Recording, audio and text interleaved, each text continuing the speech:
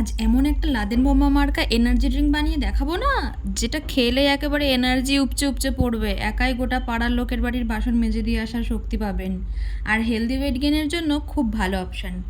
তবে ডায়াবেটিসের পেশেন্টরা এটা থেকে একটু দূরে থাকবেন, যেহেতু কলা আর খেজুর আছে, সেহেতু এটা আপনাদের জন্য খুব একটা ভালো জিনিস নয়। তবে চলুন দেখা যাক কীভাবে বানানো যায়। এখানে লাগছে 2টো পাকা কলা, 4টে খেজুর, 5টা আমন্ড ও 200 ml দুধ। প্রথমেই মিক্সিং জারে পাকা কলাগুলোকে দিয়ে দেবো। এরপর এর মধ্যে দিয়ে দেবো 5টা আমন্ড। এরপরে এর মধ্যে দিয়ে দেবো বীজ ছাড়ানো 4টে খেজুর। এরপর এর মধ্যে 200 গ্রাম গরুর দুধ দিয়ে দেবো। এটা কিন্তু জাল দিয়ে ঠান্ডা করা আছে। আপনারা চাইলে একটু চিল্ড মিল্কও ব্যবহার করতে পারেন। এরপর ভালো করে ঢাকনাটা আটকে দেব।